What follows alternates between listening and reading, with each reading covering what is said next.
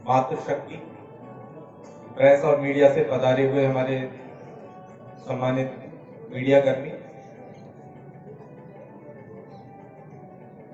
यहाँ रैणी ब्लॉक से पधारे हुए जन समुदाय, प्यारे बच्चों, सर्वप्रथम मैं आप सभी को आज के इस शुभ दिन की हार्दिक शुभकामनाएं, हार्दिक बधाई प्रेषित करता हूं।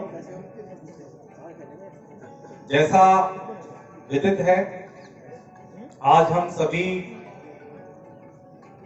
73वां गणतंत्र दिवस यहां मना रहे हैं। प्रारंभ से ही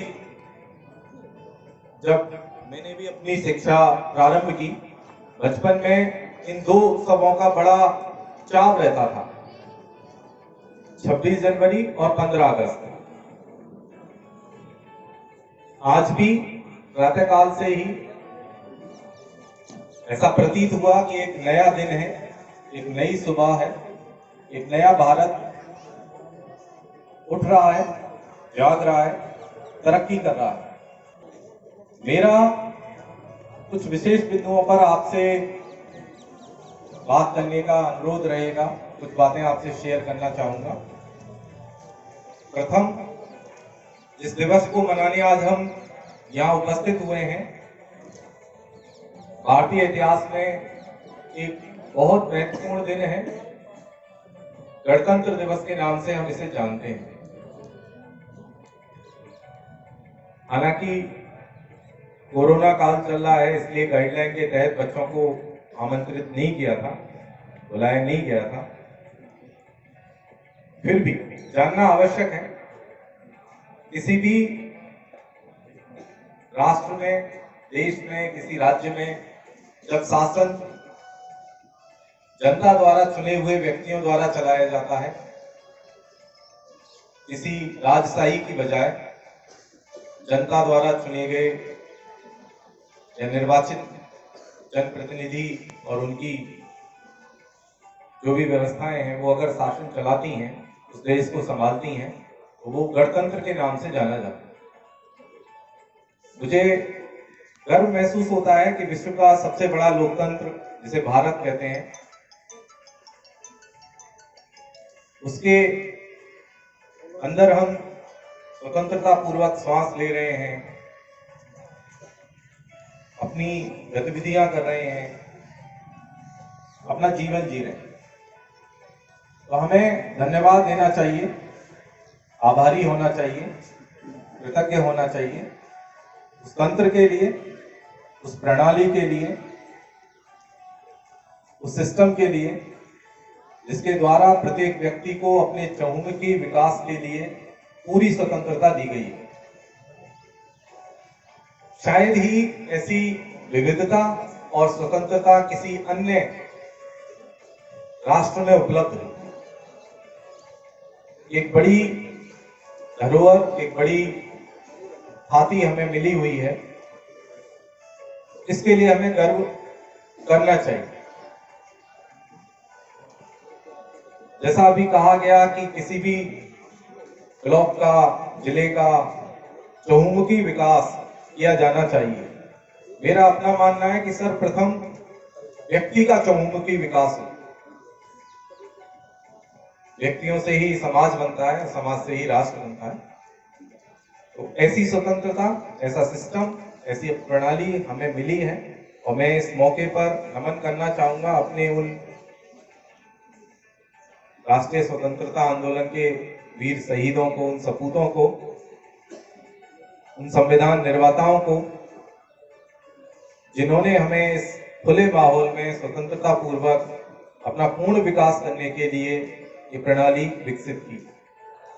क्योंकि आप सभी लोग जानते भी हैं, कोई भी प्रणाली, कोई भी सिस्टम एक दिन का नहीं होता, उत्तरोत्तर विकास इसमें होता रहता है और प्रतिदिन हमारा लोकतंत्र जवान हो रहा है, प्रौढ़ हो रहा है, विकसित हो रहा है और हम आपके सहयोग से हम एक नई दिशा में इसको ले जा रहे हैं। वो दिशा जो आने वाली पीढ़ी को ज्यादा अच्छी सुविधाएं दे, ज्यादा अच्छा विकास कर सकें। मैं सर्वप्रथम इस अवसर पर नमन करता हूं अपने देश के उन वीर शहीदों को, संविधान निर्माताओं को, नीति निर्माताओं को और इस पूरे तंत्र को जो हमें ये प्रदान करता है। इसके अतिरिक्त मैं बात करना चाहूंगा आज की जो समसामयिक परिस्थितियां हैं। लगभग 1-1.5 वर्ष से हम वैश्विक रूप से कोरोना संकट से गुजर रहे हैं। आप सभी को विदित है कोरोना की तीसरी लहर आ चुकी है और समारोह में भी लगभग सभी लोगों ने मास्क लगा रखा है। मेरा आप सभी से निवेदन है कि कृपया करके जो कोविड अनुकूल व्यवहार है, कोविड एप्रोप्रिएट बिहेवियर जिसको बोला जाता है, उसका पालन करें। दूसरा निवेदन रहेगा कि 2 डोज 2 टीका सभी लोग लगवा लें। हालांकि हमारे ब्लॉक में फर्स्ट डोज 100% हो चुकी है। मैं फिर भी आग्रह करूंगा, निवेदन करूंगा कि यदि कोई व्यक्ति फिर भी रह गया है वैक्सीनेशन से तो उसे जरूर लगवा लें।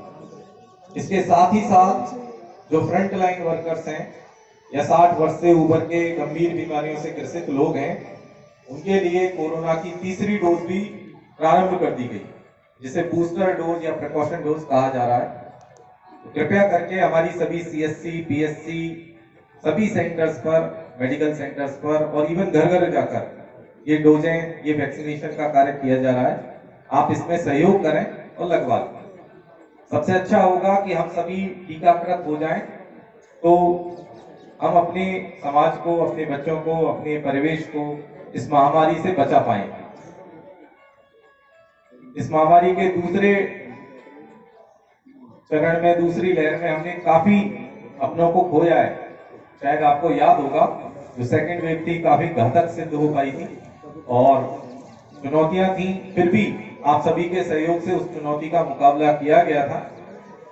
और सबसे अच्छी बात है कि हम वैक्सीनेशन को बहुत अच्छे से करवा रहे हैं। पूरे अलवर ब्लॉक में शायद हमारा तीसरा ब्लॉक है जो 100% वैक्सीनेशन को क्रॉस कर गया है। तो मैं इस अवसर पर अपनी पूरी ब्लॉक की टीम को, विशेषकर मेडिकल टीम, मेरे वीडियो साहब की टीम, मेरे रेवेन्यू की टीम, मेरे आंगनवाड़ी कार्यकर्ताओं की टीम, इन सभी को धन्यवाद देना चाहूंगा कि आप न केवल अपना कार्य कर रहे हैं, विभागीय कार्य कर रहे हैं, बल्कि राष्ट्र के हित में जो एक महामारी से लड़ने की जो चुनौती है उसमें फ्रंट लाइन वर्कर की तरह वास्तव में कार्य कर रहे हैं। इनके अलावा इस टीम में मेरे शिक्षा विभाग की पूरी टीम लगी हुई है, पुलिस के लोग लगे हुए हैं, लगभग सभी डिपार्टमेंट इसमें लगे हुए हैं। तो मेरा उनका सभी का मैं धन्यवाद देना चाहूंगा। साथ ही अभी राज्य सरकार की तरफ से प्रत्येक ग्राम पंचायत स्तर पर प्रशासन गांव के संग अभियान के कैंप लगाए गए थे। हमने 26 ग्राम पंचायतों में कैंप लगाए और मेरी पूरी टीम ने, जिसमें 22 विभाग, उनके अधिकारी, कर्मचारी, जो न केवल ब्लॉक स्तर के बल्कि कुछ लोग जिला स्तर से भी पधारे थे, उन सभी ने अथक प्रयास किया, पूरी कोशिश की और अधिकाधिक कार्य करके दिया। मैं इसके लिए भी उन सभी का धन्यवाद देना चाहूंगा। साथ ही ये भी आग्रह करूंगा कि इसके उपरांत भी, क्योंकि कैंप लगातार थे, एक दिन यहाँ आए, अगले दिन वहां आए, बीच में गैप बहुत कम था, तो जो कार्य शेष रह गए, जनता के जो भी कार्य शेष रह गए हैं, जो पेंडेंसीज रह गई हैं, उनको शीघ्र उसे पूरा करें, जिससे हम जनता को वास्तविक लाभ दे पाए। इसके साथ ही माननीय विधायक महोदय का मैं खुले मन से धन्यवाद देना चाहूंगा। हालांकि वो विराजमान नहीं है, फिर भी मैंने ये देखा कि इस छोटे से ब्लॉक में भी, पता नहीं आप लोगों को मालूम है या नहीं है, छोटे ब्लॉक पर राजकीय महाविद्यालय, सीजीएम कोर्ट, कृषि उपज मंडी, रीको, सैटेलाइट हॉस्पिटल और बहुत सारी सुविधाएं निरंतर उन्होंने बहुत कम समय में उपलब्ध करा दी हैं।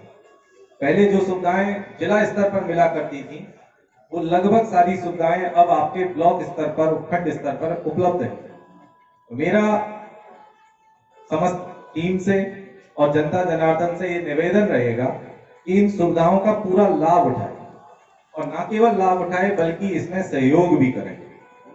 जब एक सहयोगात्मक वातावरण, एक ऐसा माहौल तैयार होता है तो काम करने की इच्छा शक्ति बढ़ जाती है। मेरा ऐसा अपना मानना है कि जब हम किसी सरकारी कर्मचारी, अधिकारी या किसी भी तंत्र के कर्मचारी से थोड़ा सा सहयोगात्मक ढंग से पेश आते हैं, ऑपरेट करते हैं, उनकी थोड़ी प्रशंसा करते हैं, तो उनका मनोबल, काम करने की इच्छा, उनकी वर्किंग कल्चर, इसमें सुधार होता है। एक पॉजिटिव फीलिंग उनको आती है और वो शायद अपना अच्छा आउटपुट आपको दे पाए। तो मेरा आप सभी से आग्रह है